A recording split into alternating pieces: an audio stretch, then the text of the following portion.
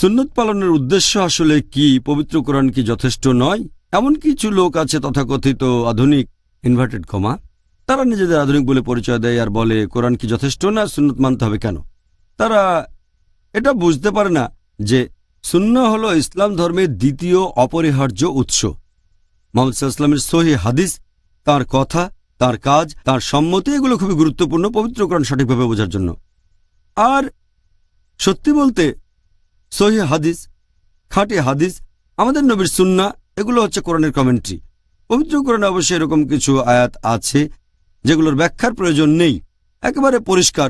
যেমন ধরেন, কুল হুয়াল্লাহু আহাদ, বলো তিনি আল্লাহ এক, অদ্বিতীয়। আমরাও বুঝতে পারছি আল্লাহ কেবলমাত্র একজন, কমেন্ট্রির প্রয়োজন নেই। তবে আরও কিছু আয়াত আছে যেগুলোর কোনো হাদিস ছাড়া, সুন্নাহ ছাড়া অর্থ বুঝতে পারবেন না।